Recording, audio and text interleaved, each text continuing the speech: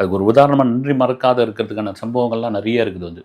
ஒரு முறை ஜெமினி ஸ்டுடியோவில் இருந்து அதாவது ஒரு ஜூனியர் ஆர்டிஸ்ட் செலெக்ஷனுக்காக எம்ஜிஆர், அப்போ எம்ஜிஆர் ஆகலை, ராமச்சந்திரனாக இருக்கார், ஜூனியர் ஆர்டிஸ்ட்டை துணை நடிகர்களை செலக்ட் பண்ணுறதுக்காக அப்போ அங்கே வச்சு செலக்ட் பண்ணுவாங்க. அப்போ நீங்கள் ரிஜெக்டட்னு சொல்லிடுறாங்க. என்ன ஆள் கட்டையாக இருக்கிற இதுவாக இருக்கிற வெள்ளையாக மட்டும் இருந்தால் போதுமா, நீங்கள் வேணான்னு சொல்லிடுறாங்க. அவர் வெக்ஸாகி போய் அந்த ஜெமினி ஸ்டுடியோ வாசலில் நின்றும் போது ஒருத்தர் அப்படியே பெருத்த ஒரு பாடியோடு ஒரு நபர் அப்படி நிற்கிறார்.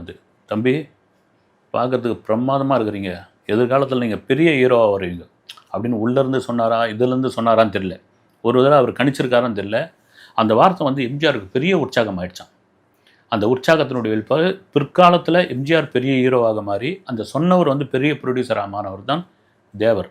அதே தேவர் ஃபிலிம்ஸில் தான் எம்ஜிஆர் அவ்வளோ படங்கள் கொடுத்தார். தேவர் சொல்லி மறுப்பே சொல்ல மாட்டார். காரணம் என்னன்னா, அன்று சொன்ன அந்த ஒரு வார்த்தை இருக்குல்ல, அந்த நன்றி கடன் தான்.